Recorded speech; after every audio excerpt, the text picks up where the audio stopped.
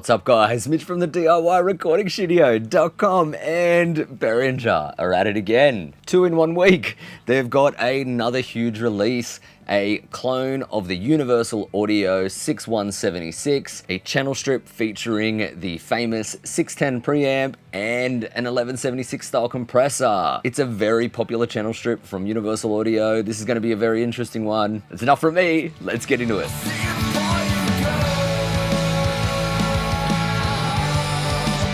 So I'm back again, 2 videos in 1 week. This is crazy. Behringer dropping this full channel strip. I haven't watched the full video yet, so let's get into it together, break it down, and have a look at what they're offering here with their clone of the 6176. They're calling it the 676. If you're looking for the unmistakable valve warmth on your recordings, a tool that delivers all from smooth to aggressive, then this might just be what you've been looking for.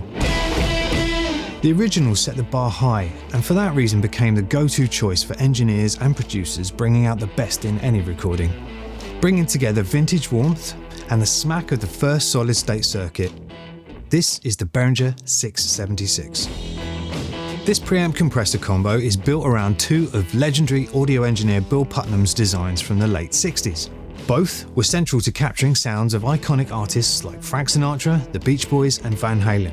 Decades later, that design became a studio secret weapon. Engineers and producers like Vance Powell and Joe Ciccarelli quickly embraced its ability to bring rich character and presence to vocals and instruments alike, used in everything from intimate acoustic sessions to chart-topping rock anthems. With the Behringer 676, it keeps those vintage vibes alive. So, yep, the Bill Putnam preamp.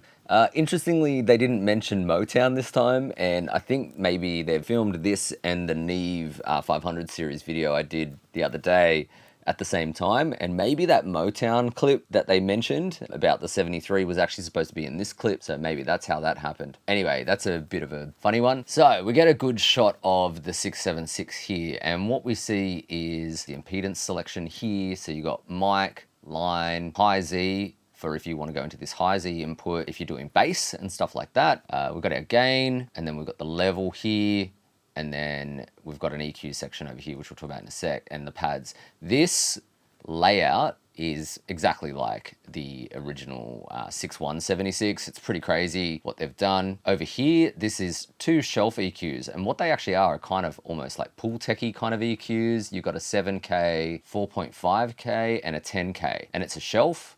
And then this low shelf here is 70, 200, and 100 hertz. You can do them in split mode. You got the attack and release of the 76. You got the metering selection. You got your ratios here. I love that they've got the ratios of what you would expect to see.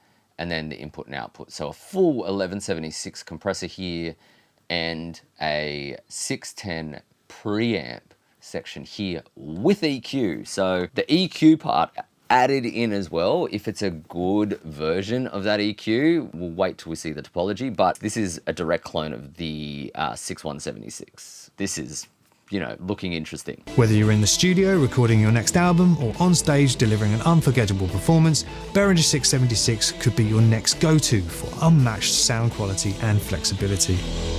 Before we dive into the 676 in detail, let's take a quick look around the back of the unit.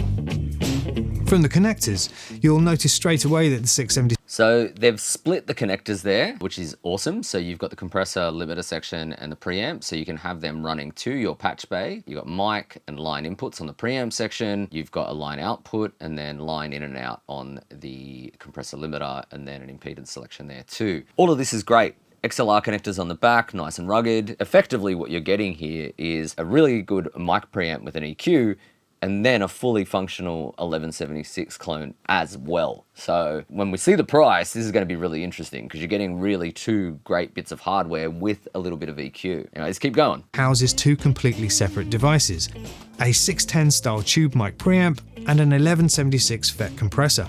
Peeking inside the 676 reveals that both the 610 and 1176... All right, here we go. We have the Midas outputs that they've got here, the Midas input transformers. These input transformers look similar to the 369 ones. They might be a different winding or something like that. Output transformers look a bit smaller than those Carnhill style ones, so maybe they're keeping true to the original output transformer design. This looks like a different custom wound transformer. Interesting looking film capacitors over here. These looks like some pretty off-the-shelf ones. We'll worry about that in a minute. Circuits have their own input and output transformers. Again, that allows you to use Putnam's classic tube preamp and the 1176 FET compressor completely independently.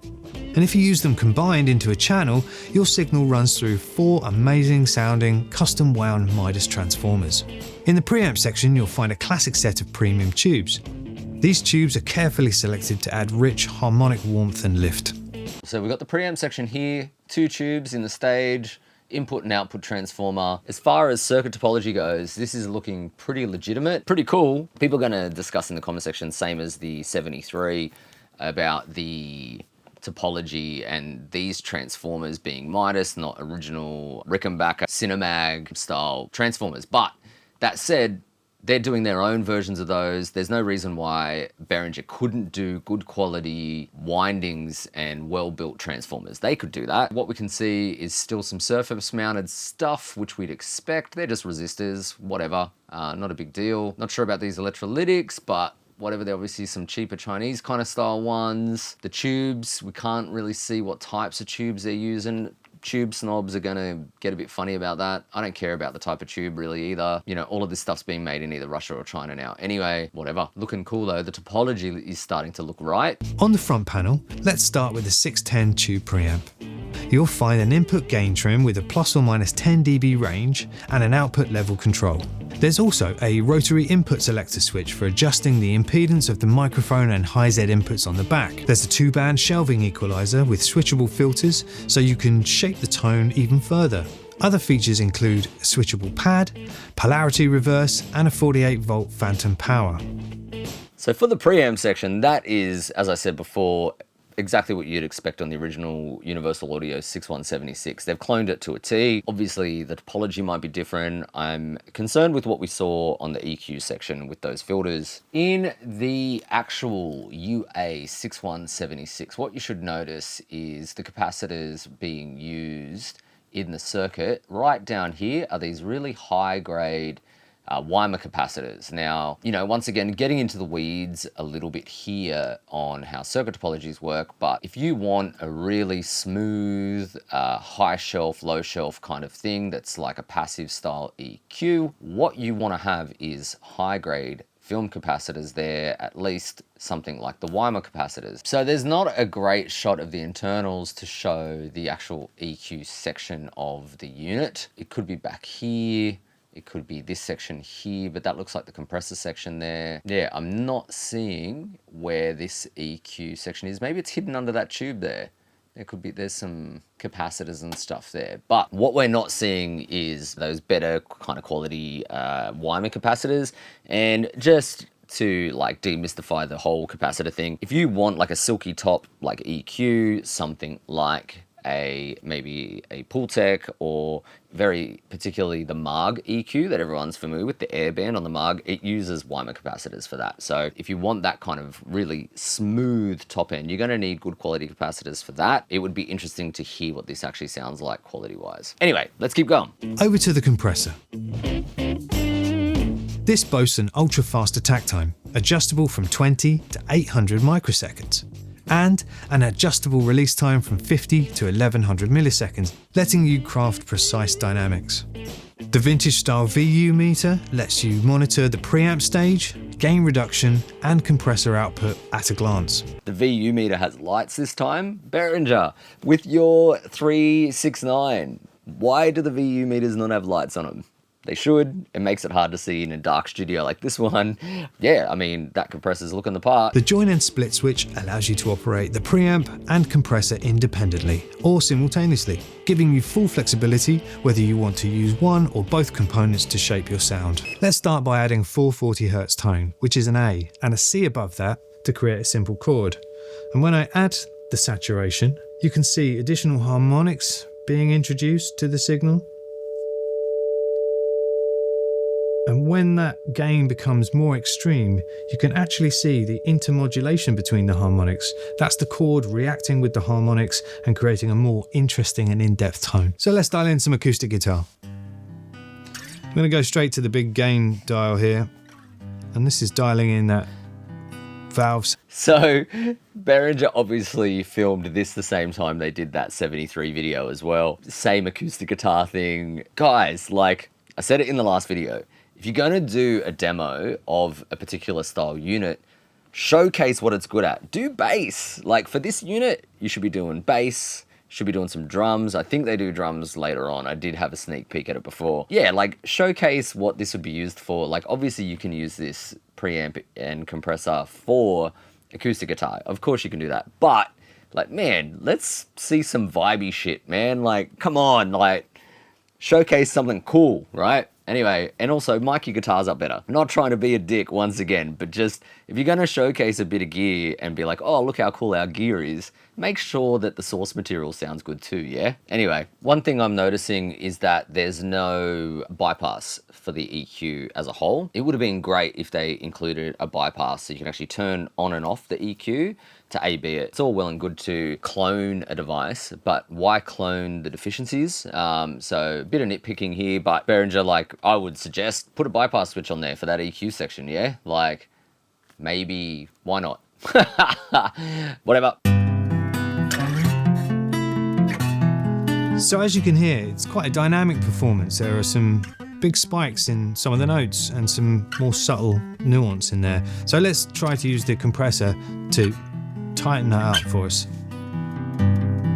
So let's set the ratio dial at 12:1. So it's actually working as a limiter now. It's quite an extreme compression, 12:1. And just set the attack just to allow some of the initial transient pick through. You can see on the gain reduction meter now that that's grabbing quite hard.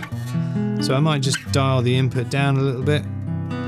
And you can see the meter's not doing too much, just catching the bigger notes and holding those in line. So it's not only guitar that this particular unit is really good at. We're running a snare out of the DAW into the line amp section. Snare, interesting choice, I guess, for the 1176. Fair enough. Through a little bit of EQ again, but more importantly over to the compressor, where the 1176, the FET compressor, does what it's famous for, and that's its ability to grab and snap onto these transients really quickly.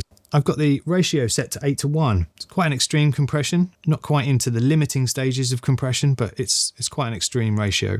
So let's dial it in. You can hear, there you go, there's the snare. And what I want to do is add a bit more snap to the front end of this. So what I can do at the moment, I have the attack set quite fast. If I slow that down, that lets more of that transient information, the stick hit, come through. The release time is set quite fast at the moment, which is exaggerating the snare wires in the tone. But if I move that release towards the slower settings, you can hear it isolate and trap in the amount of attack that we've let through. And obviously, because it's reducing the gain, I'm going to have to compensate with a little more additional output. But now that snare has much more impact. We're letting transient information through, the compressor snaps down at 8:1 and then resets in time for them. That 1176 on the snare sounds like an 1176. It's a very easy circuit to clone. Shouldn't be a problem for them to clone that circuit. And yeah, it sounds good. It's doing the 1176 thing. It's, you know, making the front end of the snare snappy. Once you dialed a slower release, the sustain blooms in the snare there, and the tonality and the saturation of it sounds, you know, decent. And then the cool thing is that you've got that EQ section to work with as well. So kind of cool. The next hit. So why don't we look at something more extreme, something of a speciality for this particular compressor, the all button mode. Originally discovered by somebody in the early days jamming in all of the ratio buttons and finding that it created this very extreme effect. It's been adopted in metal and rock throughout the decades to add a very particular type of The ratios don't work the way most people think they work. They actually just change the threshold of where that compression begins and then you push harder into it. Peterson Goodwyn, once again, I mentioned him in my last video on the 73. He did a pretty good breakdown on this. I'll put a link down below to this video as well. Peterson does some great work and demystifying how analog gear works, but the thresholds, just so you know, don't work the way people think they do. You're not changing the threshold or the knee or anything like that as you go. It just changes where the threshold is in dB, and then you push harder into it. That's kind of how it works. So bypass means that you can actually just use the input and output stage of the 1176 compressor to saturate, which is cool because now you have a box that can be a tube style preamp, but it could also add 1176 saturation as well without any compression. So you could get lots and lots of grit on your vocal tracks or bass tracks or whatever you're doing. Kind of cool that they've included all these things. So brace yourselves. This is a far more extreme vocal example. We're going to dial in some screams. Here we go. And you can hear that it's quite aggressive anyway. But what this compressor can do in all button mode... Go Behringer, finally doing some heavier stuff. Hectic. is at a very aggressive distortion that helps this kind of vocal cut through guitars, especially when they're as distorted and as mixes as dense as they can be in metal. Isn't that needle? The needle is doing what it should be doing.